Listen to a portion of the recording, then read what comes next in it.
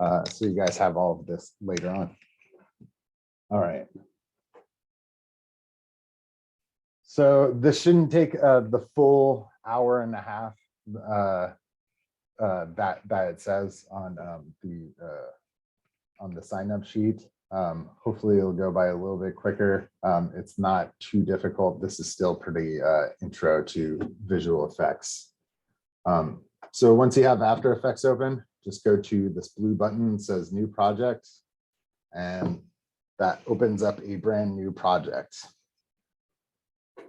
And the very first thing that you should do is hit Control S or go to File, Save As. There you go. So then that way you can create a new file. Just put it on my desktop. You can call it whatever you like. I'm just going to call it Woman with Lamp.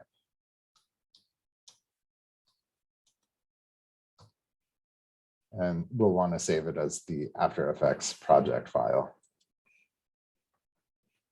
It's always important to at least save it first, like once, right away. After Effects does a really good job at saving often for you if you're not a very good saver. But there are times where it will crash and you'll miss out chunks of your project that you've done. But if you save right off the bat in the beginning, you should be able to have most of that file come back. So After Effects is pretty decent with it. Just because sometimes you can't help it, it just crashes real fast. So if any of you guys are just following along, I will send out this Photoshop file with the link to the video.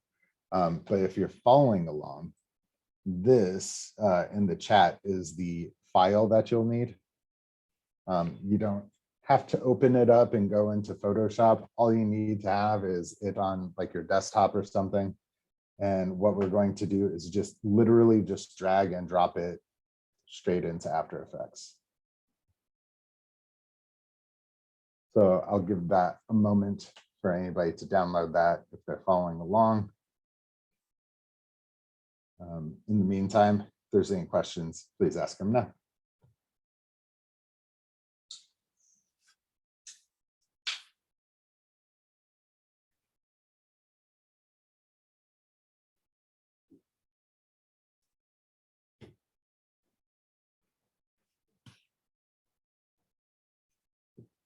Okay, so once you've dragged that file and dropped it into After Effects, you'll get this little window right here. It's basically asking what you want to do with this Photoshop file.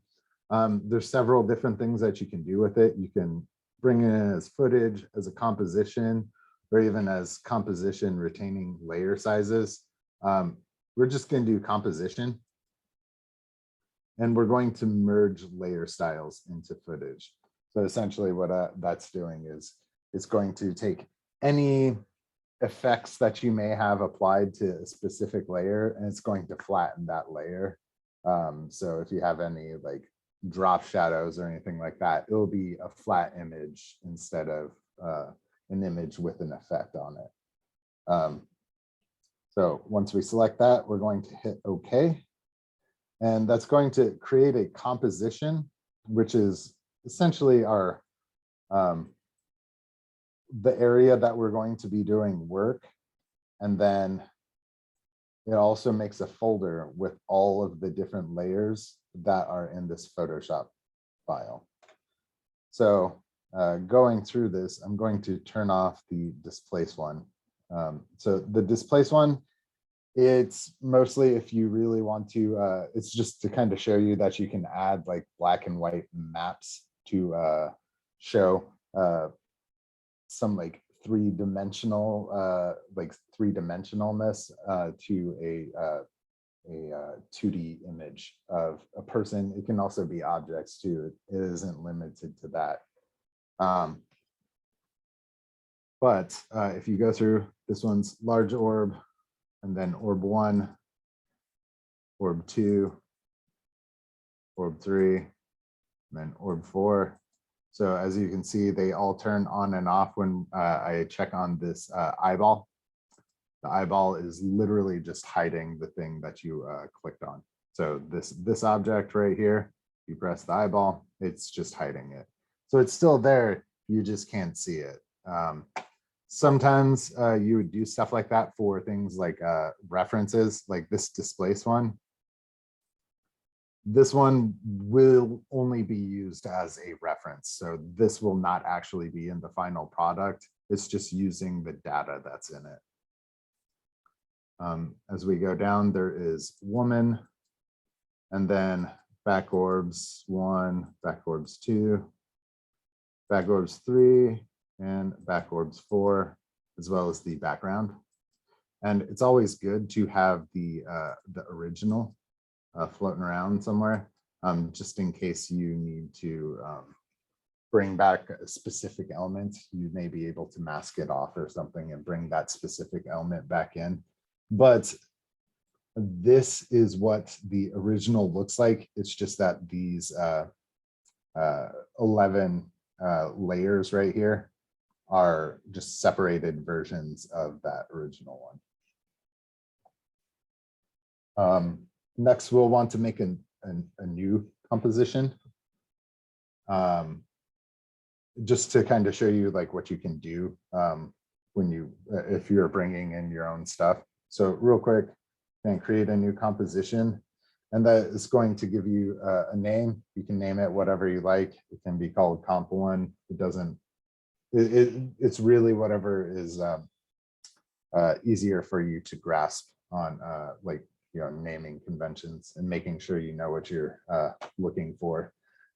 There's a ton of presets. HD TV and then UHD is probably going to be your go-to for basically everything.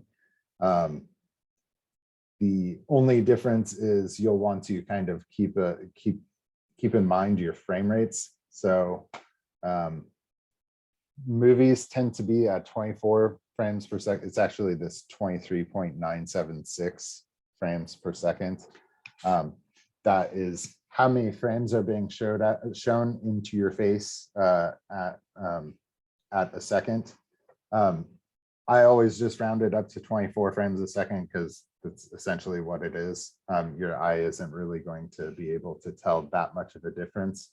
You would want to use that if you were using actual film footage, but it's unlikely that you will be. You'll probably be using phone footage, which will be either 30 frames a second or 60 frames a second, depending on what kind of phone you have. It could even be up to 120 frames per second.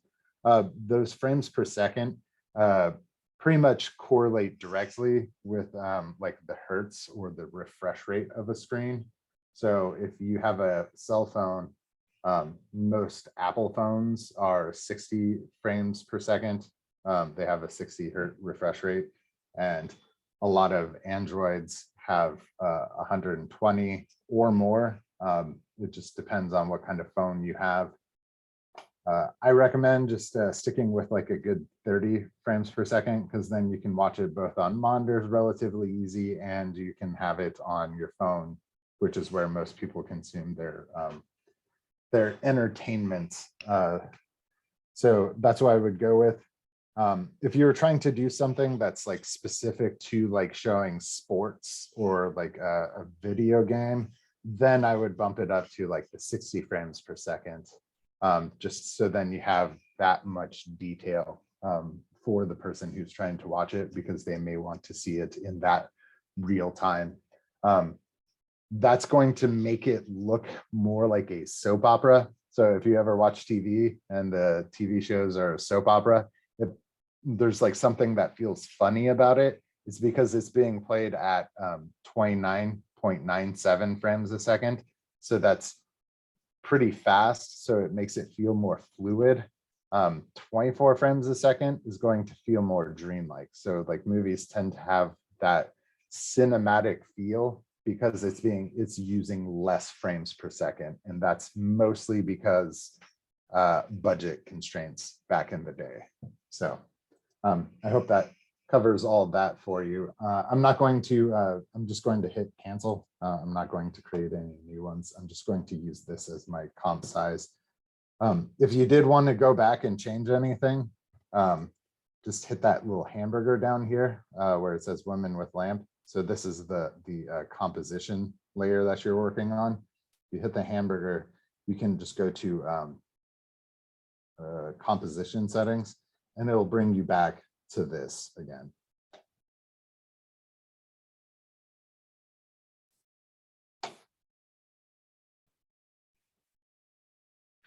Is there any questions on that?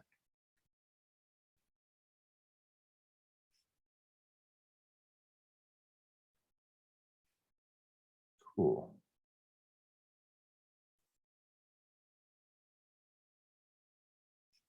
Give me 1 second.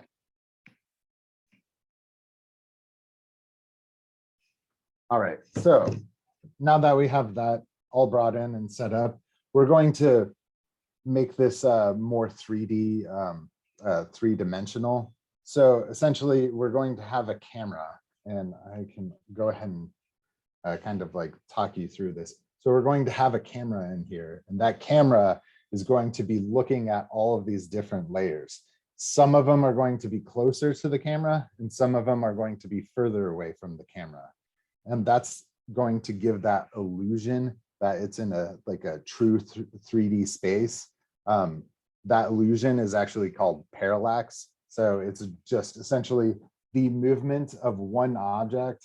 So if I select this large orb here, the movement of an object in front of another one, like in relation to it. So that gives that illusion that it's in 3D space, even though it's just a 2D image. So in order to do that, we're just going to go to layer, and then new, and then camera.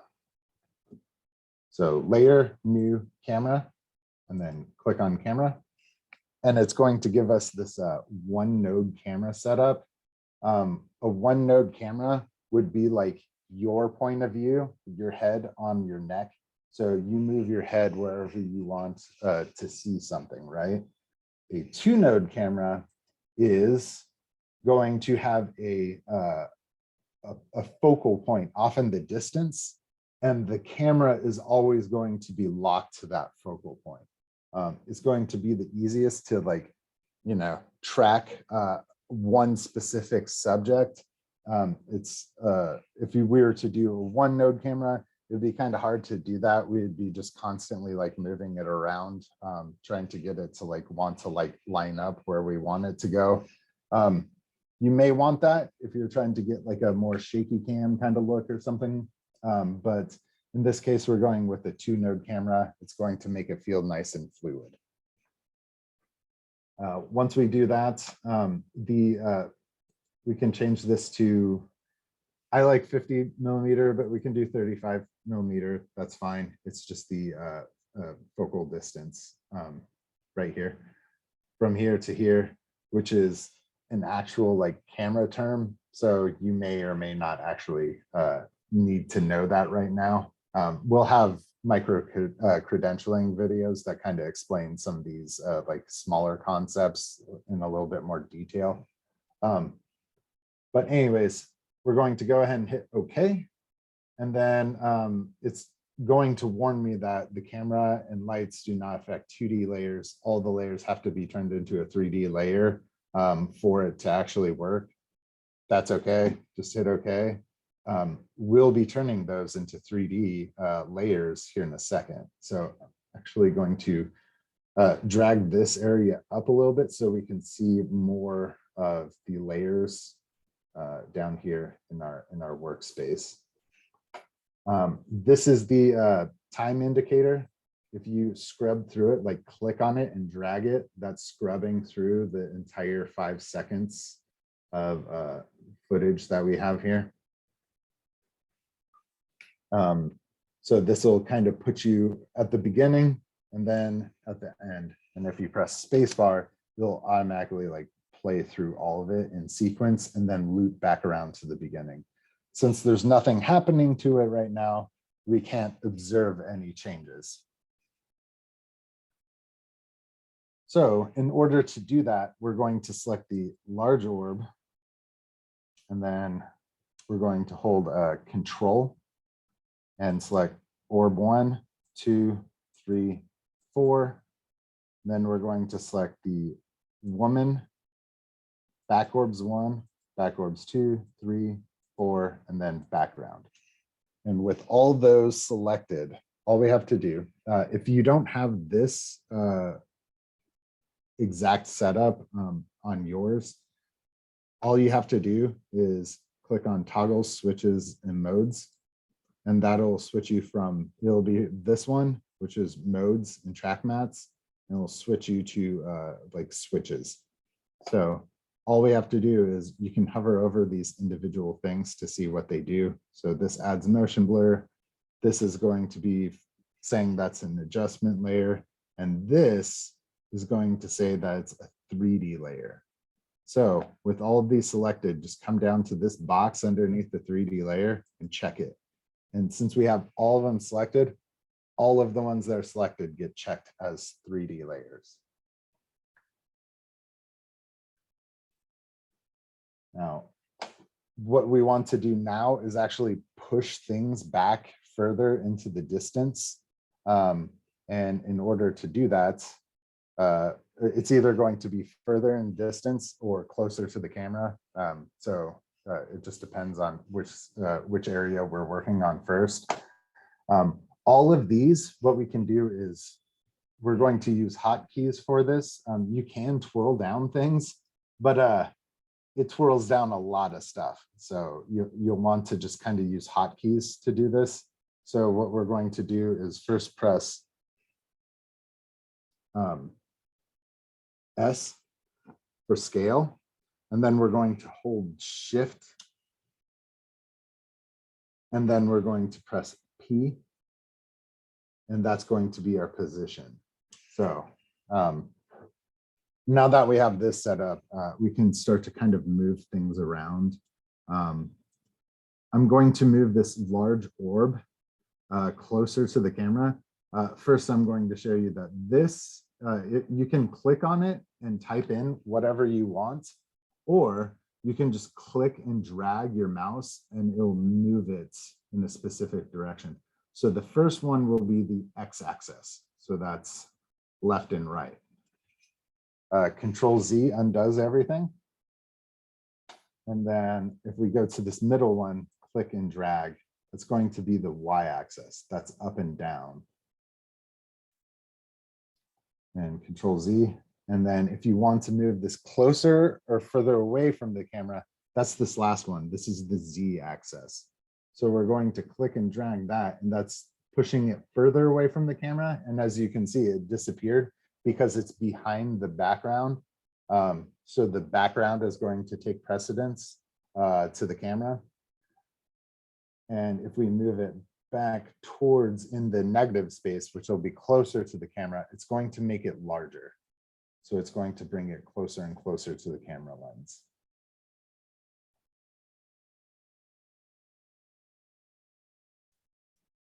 So we're going to do that.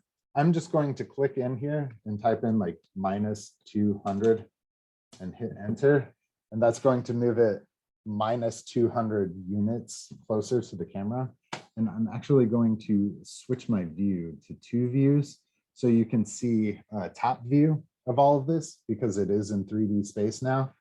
And then our regular view. So this side is our top view. As you can see, all of the other layers down here are over here. And the camera is focused on this zero Z space area. And we're just going to move everything closer and further away from the camera according to this. But another thing that we want to do, especially for the background, it's going to be more important for the background, if anything, is we want to also scale it so then it fits correctly inside of the line of sight of the camera.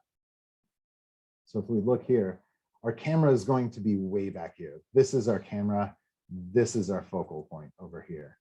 So if we move the focal point, the camera is going to move along with it, and it's going to lock onto wherever the focal point is.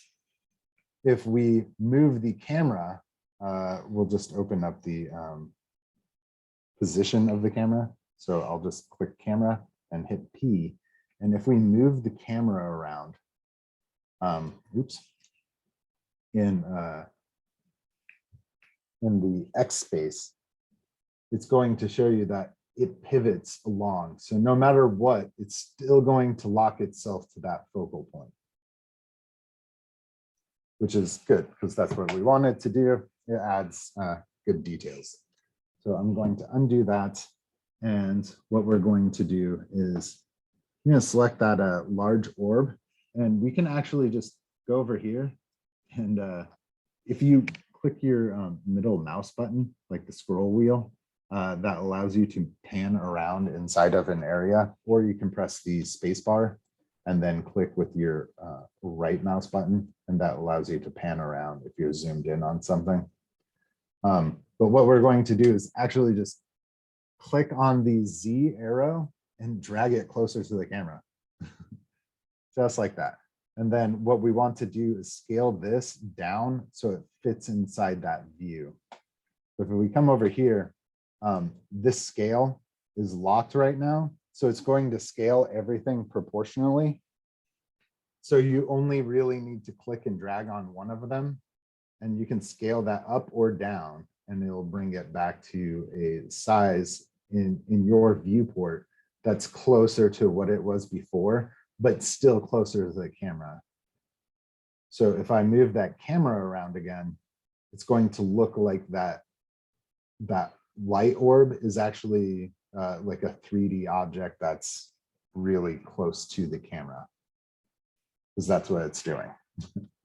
And then we're going to repeat that for basically everything. So I'll go again, show orb 1, and we're just going to click on the arrow and drag it closer to the camera. We're just not as close as the large orb, but a little bit closer to the camera. And then we're going to go down to the scale and then click and drag that down so it looks like it's roughly the same size that was before.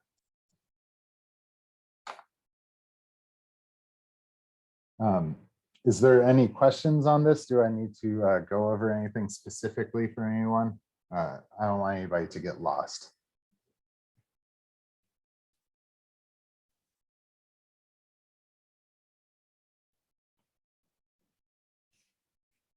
Okay.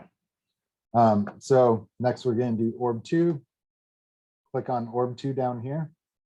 And then we're going to drag that, that layer closer to the camera. And we're going to stop behind the other one. And then we're going to scale it down.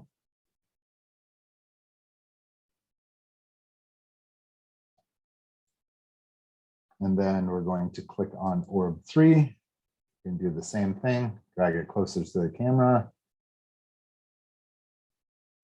And then we're going to scale that one down. And then orb 4, we're going to do that as well. And these don't have to be perfectly spaced. You can if you want to, but it's not that big of a deal. It's just trying to give the illusion of parallax. So we'll scale that one down as well. And that's it for the things that are going to be in the front. So I'm going to back out in the top view, and we're going to scroll down here. We're going to select the background now. So this time we're going to go with the background, and that needs to be further away from the camera because it's the background. And we can really push this thing pretty far back if we want to. It is the background, so it'll move differently than everything else. Everything that's closer to the camera will move a lot more than the background. So it'll still give that illusion and it'll work well. So we'll select the background, and then we'll grab the Z arrow and push it all the way back into the background, like way back there. And now, as you see here, it kind of shrank. So we need it to fill up our camera space. And we're actually going to overshoot that because the camera is going to be moving and we want it to stay, the backgrounds to stay inside of the camera's view at all times. So even though this should like line up to right about here, we're actually going to like oversize it quite a bit more. So we'll just go down to scale and then scale that guy way up. And if you need to, if you wanted to get more of the like fountain in the background, you can always just click on this little green arrow right here. That's the y-axis, and you can just drag it down a little bit. And that'll give more of the skyline instead of the ocean there, or waterway, like a bit more presence. So now with that all the way pushed back, we're going to go and start pushing all of these other orbs back. We're not going to touch the woman because we want her at 0 in Z space because that's our focal point. And we can also add depth of field to all this to make it like feel more realistic. So when the camera takes in light, it has a focal point. Everything else around it tends to get blurred out and kind of bokeh, which is what is actually happening right here, but we can kind of enhance that. So let's go with the back orbs 4. We'll select that guy, click on the Z arrow and push him back. And we don't have to go quite as far back. We can kind of push it back about that far back. And we do want to scale this up to roughly the same size as everything else. So we'll click on scale and then scale that up. Again, back orbs 3, we'll click on that, grab the Z arrow and push it back in Z space. And then we're going to scale that up.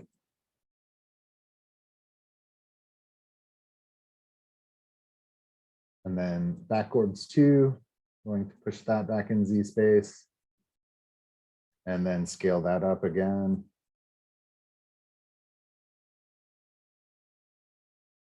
And then back orbs 1, push that back and then scale it up.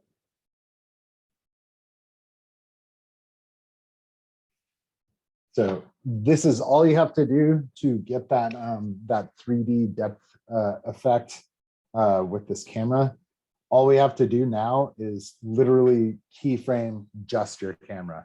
So this is going to like alleviate keyframing a bunch of different things like with positions and stuff, because you can get this effect in other ways. This is the simplest way of doing that. So we're going to shift this camera position over just until as far as we can on that side. So we're going to start here. So essentially what I did was just drag this camera over like so in the x-axis, and that focal point's going to still stay on our on the woman holding the lamp. And we're going to hit the stopwatch next to position. So once you hit the stopwatch, you can then add a new keyframe. So this is setting the first frame, saying that this thing is right here. Like this was it 726 in the x-axis, 666.5 in the y-axis, and then minus 1,944 in the z-axis. So that's all it's saying. It's just saying that on this frame, that's what it is. And it's going to stay that way until we change it. So if we move this indicator, time indicator, we scrub it all the way to the end, we can set a new keyframe. We don't actually have to like click on anything. We just move the camera back to the next position that we want it to be. And we'll want to make sure that we don't get that this black area right here where we run out of the background. So we'll just kind of bring that back and right about there. So now what happens is it uses those points and just moves it over time through that space.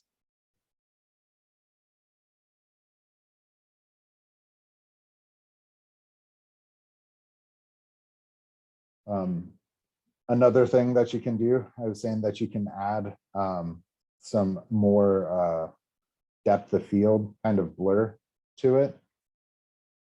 What we'll do is we'll hit this little arrow and it'll like bring back that bring up the position portion of it. We're going to twirl it back down, and now we're going to open up the camera options down here. So we'll open up that guy, and then we'll turn on depth of field. And then to enhance that, we're going to turn up the aperture. So the more aperture, the blurrier things are that aren't in that space at the focal point. So I'm going to actually like zoom in on this with one view, so you can get a look at what it's doing. So we turn it off. It's going to be, you know, this thing that I kind of cut out and, you know, has like some like hidden artifacts from where I cut it out and everything. If we turn on that depth of field, it's going to blur it, and it's going to make it look a little bit more realistic again.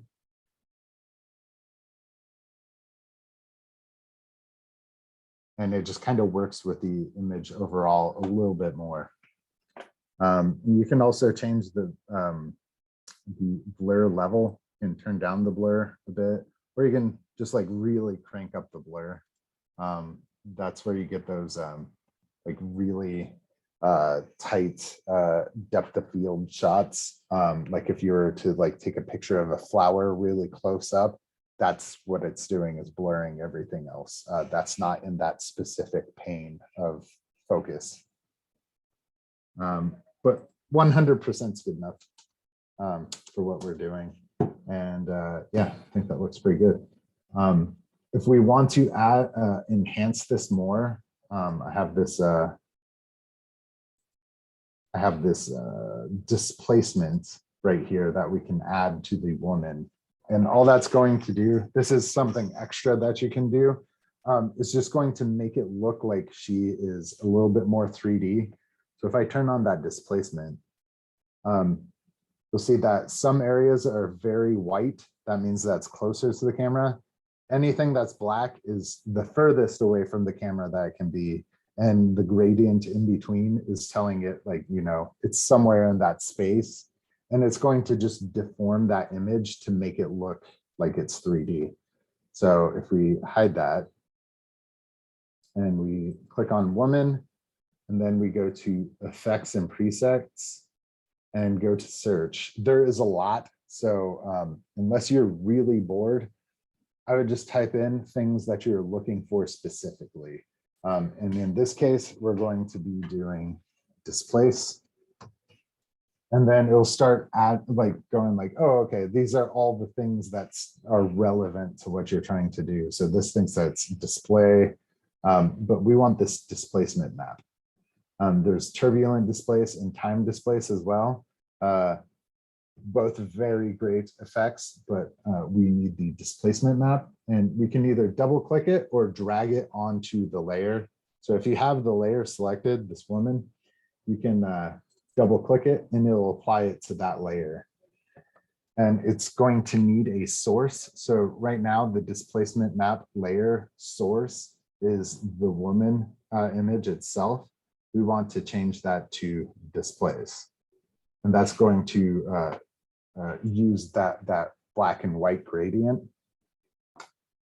Then we're going to change the where it says use for horizontal displacement and vertical displacement. We'll just turn this to luminance.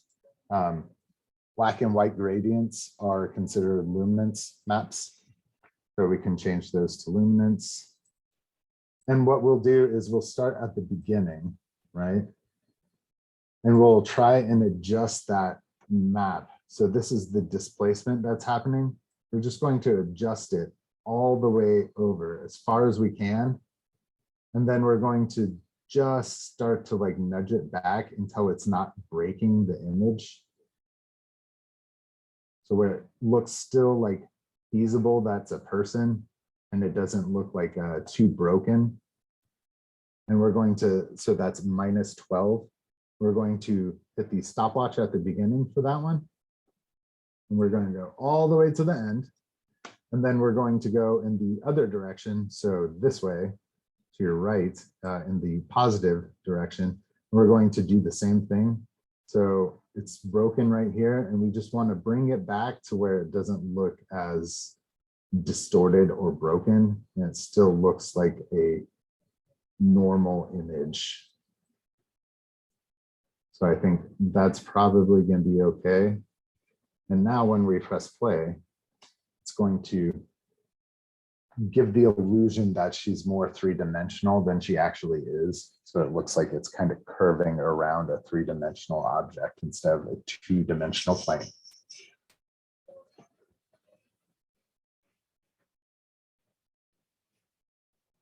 So, do you have any questions? Again, feel free to unmute and speak up. Or type in the chat. I'm looking at it right now.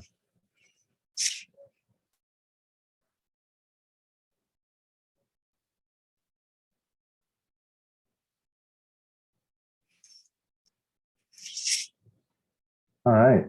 Well, if there's no questions, I'm going to show you guys how.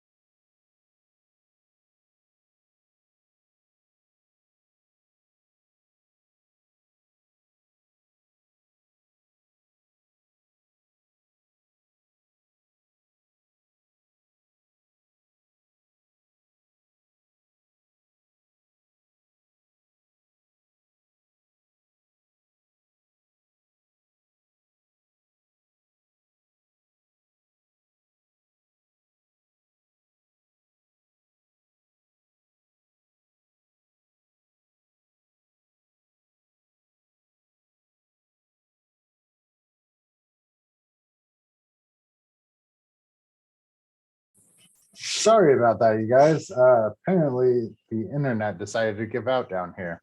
So I'm back. I'm going to share my screen and show you guys how to finish exporting this real fast. So once we, what I did was I went to, I'm going to move this off and then show you. So file, and then we're going to export.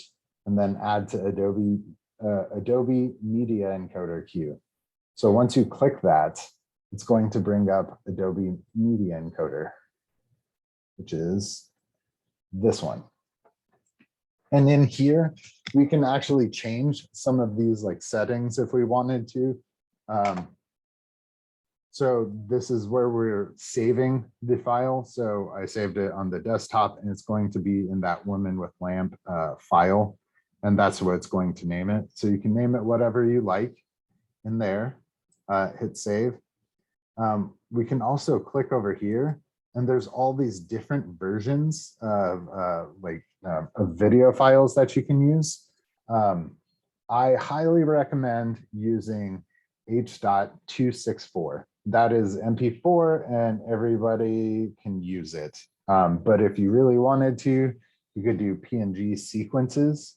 So you could have like 100 different pictures with PNGs of the same thing. So you can have like individual like frames, if you will. But yeah, just in general, stick with H.264. You can go with Blu-ray. The difference is that the Blu-ray one doesn't compress the audio. So if you do add audio, you won't get any audio compression from it. And then all you're going to do is hit play, and then it's going to encode it. And this specific file should encode really fast. It's not a very big project by any means. You'll just want to keep track down here. So I'm going to give this a little bit more space. So if you see this while it's encoding, if you see what you were working on, that's good. If you see nothing, that means that something is wrong and you'll have to check all your settings in After Effects. If something like that does happen, just reach out to me and I can help you along with that. Also, if anything pops up randomly that looks like an artifact, that is going to be in this file. So this is just a preview of what's going to happen. And then when you open it, it's going like this is letting you know what is going to open when you play it back. So with that, I'm not going to keep you guys for this entire thing. So I'm going to cancel that and turn that off. Is there any other questions on this before I let you guys go? I know you guys were so vocal about all of this, but I hope it's something that is helpful for you and that you can use in some of your projects in the future. Thank you for your time, sir. It is. Thank you. Thank you. Thank you.